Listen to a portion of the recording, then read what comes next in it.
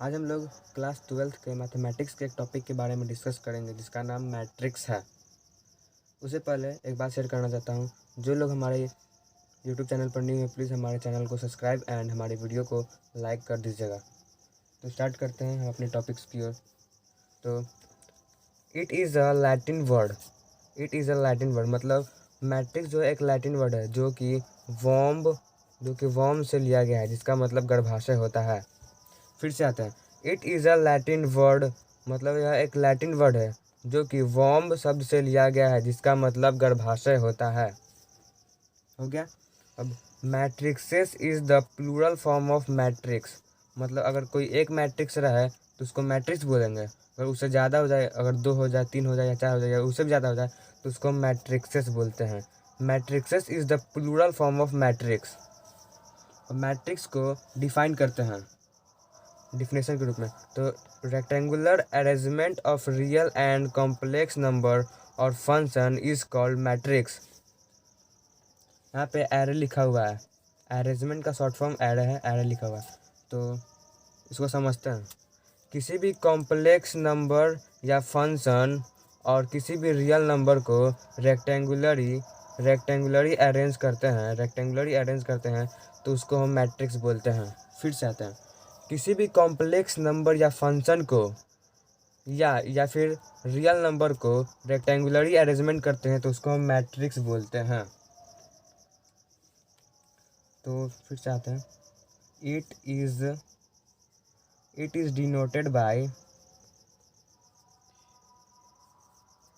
Capital letters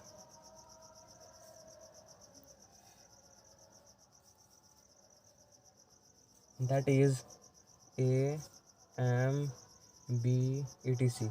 मतलब matrix को capital letters के द्वारा इंडिकेट किया जाता है। याद रखिएगा, मैट्रिक्स को हमेशा कैपिटल लेटर्स के द्वारा ही इंडिकेट किया जाता है और ज़्यादातर उसको ए के द्वारा इंडिकेट किया जाता है। एम और बी से भी इंडिकेट करते हैं लेकिन ए से ज़्यादा इंडिकेट किया जाता है। तो कुछ स्टेटमेंट के द्वारा मैट्रिक्स को समझने की कोशिश करेंगे। यहाँ पे कुछ स्टेटमेंट लिखते हैं।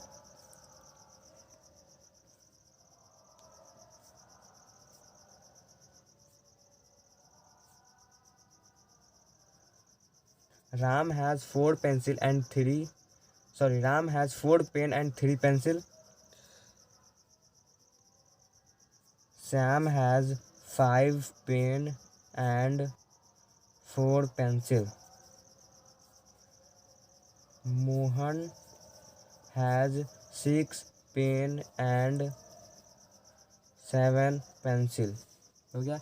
ये स्टेटमेंट के द्वारा दर्शाया गया है कि राम के पास 4 पेन और 3 पेंसिल है, श्याम के पास 5 पेन एंड 4 पेंसिल है, मोहन के पास 6 पेन एंड 7 पेंसिल है। इसको हम लोग एक मेथड के द्वारा इंडिकेट करेंगे जिसका नाम है टेबुलर मेथड।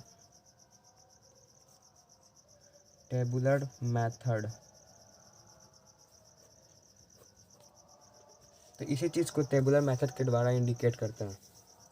तो उसके लिए एक ग्राफ बना लेते हैं। राम, श्याम एंड मोहन, ये तो नाम है। और यहाँ पे लिख लेते हैं pen pencil.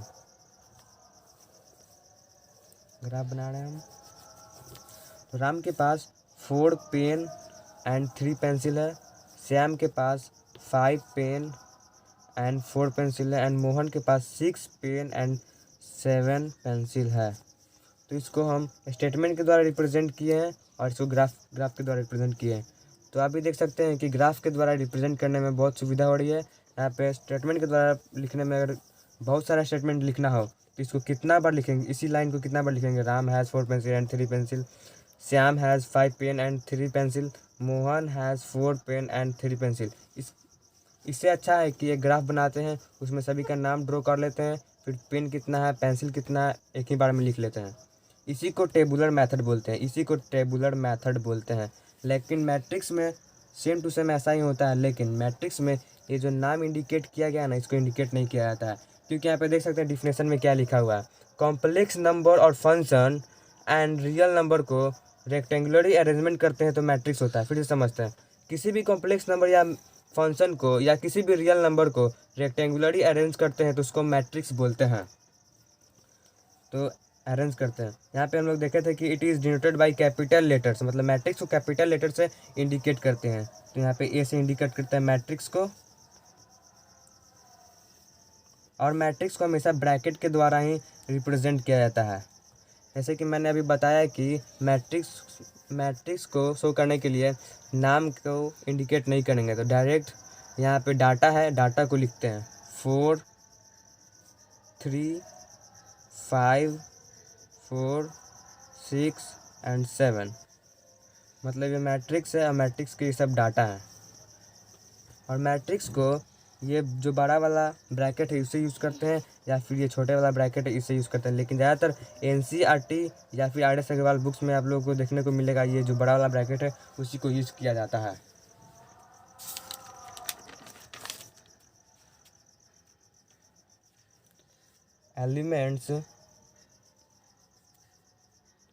Element entries of matrix is denoted by small a, मतलब elements entries of matrix is denoted by a. अभी हम लोग ने पढ़ा था कि मैट्रिक्स को कैपिटल ए से इंडिकेट करते हैं, लेकिन यहाँ पे मैट्रिक्स के एलिमेंट्स को ए से इंडिकेट करते हैं। तो पहले हम मैट्रिक्स को लिख देते हैं।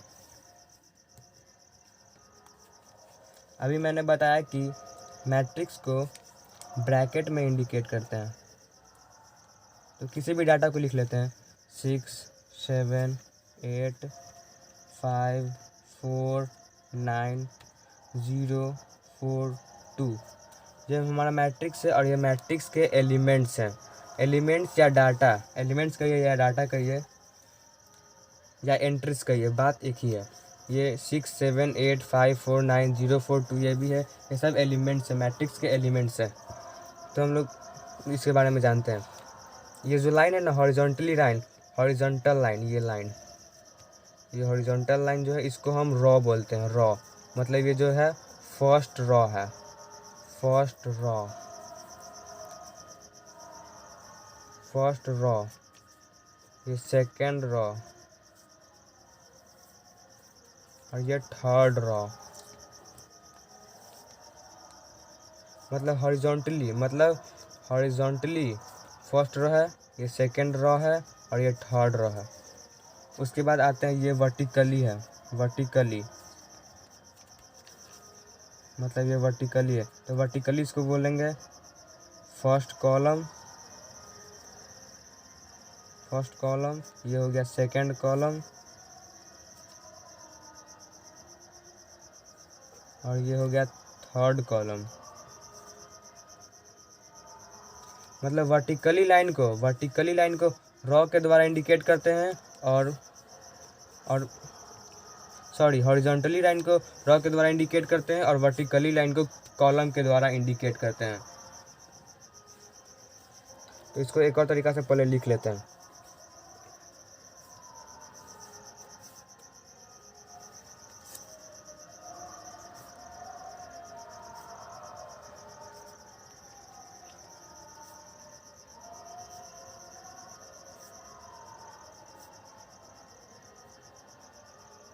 ये देखिए यहाँ पे क्या लिखा हुआ है, यहाँ पे ये मैट्रिक्स है, ये मैट्रिक्स के एलिमेंट्स। अभी मैंने बताया कि मैट्रिक्स को कैपिटल ए से इंडिकेट करते हैं और मैट्रिक्स के एलिमेंट्स डाटा या एंट्रीज को स्मॉल ए से इंडिकेट करते हैं। तो मैंने अभी बताया कि हॉरिजॉन्टली लाइन को रॉ से इंडिकेट करते हैं और वर्टिकली लाइन को कॉलम से इंडिकेट करते हैं।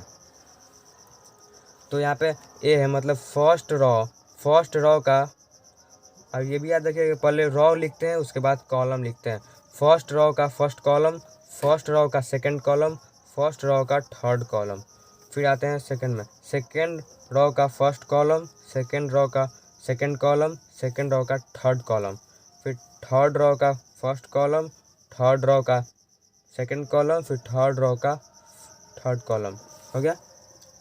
फिर अब इसके ऑर्डर को लिखते हैं।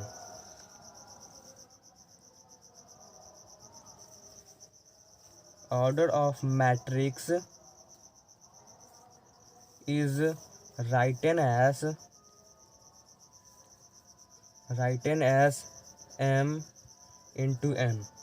लिखने के लिए इसको m इंटू एन लिखते हैं, लेकिन इसको पढ़ा जाता है m by n. Order of matrix is written as m by n. m जो है रॉ को इंडिकेट करेगा, हमेशा m जो है रॉ को इंडिकेट करेगा, और n हमेशा कॉलम को इंडिकेट करेगा। मतलब ये जो है इसको रॉ है, इसको m बोल सकते हैं, ये m हो गया, और ये कॉलम है, इसको हम n बोल सकते हैं। ओके, तो इसको हम ऑर्डर को लिखते हैं। तो हमारा रॉ कितना था, first raw, second raw, third raw, मतलब 3 रॉ था हमारे पास। तो यहाँ पे 3 इंटू कॉलम कितना है 1 2 3 कॉलम लिखेंगे। यही मैट्रिक्स के ऑर्डर को इसी तरह हम लोग रिप्रेजेंट करते हैं। तब आते हैं एलिमेंट्स के ऑर्डर को कैसे रिप्रेजेंट किया जाता है। Order of element of matrix is written as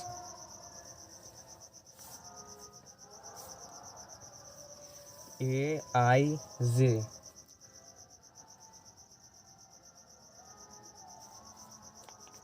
मतलब यहाँ पे order of matrix is written as m into n. मतलब मैट्रिक्स के ऑर्डर को m इंटू एन मतलब m बाई एन से इंडिकेट करते हैं, और order of elements of matrix is written as Aij। मतलब मैट्रिक्स के एलिमेंट्स के ऑर्डर को Aij से इंडिकेट करते हैं। यहाँ पे A जो है रॉ होगा, और यहाँ पे J है कॉलम को इंडिकेट करेगा। जिस तरह से M रॉ को इंडिकेट किया था और N कॉलम को इंडिकेट किया था, उसी तरह I जो है रॉ को इंडिकेट करेगा और J कॉलम को इंडिकेट करेगा। तो एक क्वेश्चन शेयर करते हैं आप लोगों के साथ, जो कि आर एस अग्रवाल में आपको आर एस अग्रवाल बुक के फर्स्ट एक्सरसाइज में मिल जाएगा। तो क्वेश्चन ये है, फर्स्ट क्वेश्चन लिख लेते हैं। If a is equal to 5 -2 6 1 7 0 8 -3 √2 3/5 4 9। ये ब्रैकेट में घिरा हुआ है। अभी मैंने बताया था कि मैट्रिक्स को हमेशा ब्रैकेट में ही लिख के ही दर्शाया जाता है। देन राइट, तो इसमें पहला क्वेश्चन है the number of row in A is equal to. फिर है दूसरा क्वेश्चन है the number of column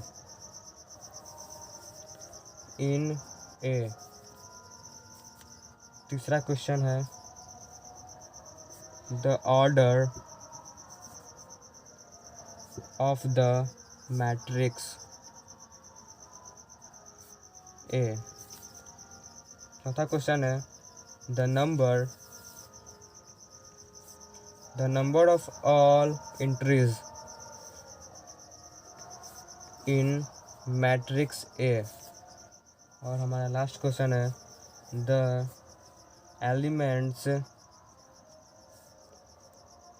A23, मतलब ये सबका वैल्यू लिखना है। A31 और A14 हो गया, A33 हो गया, A22, मतलब इसको सॉल्व करना है। तो अभी मैंने बताया कि किसी भी मैट्रिक्स को ब्रैकेट के द्वारा इंडिकेट करते हैं, जैसा कि यहाँ पे इंडिकेट किया गया है।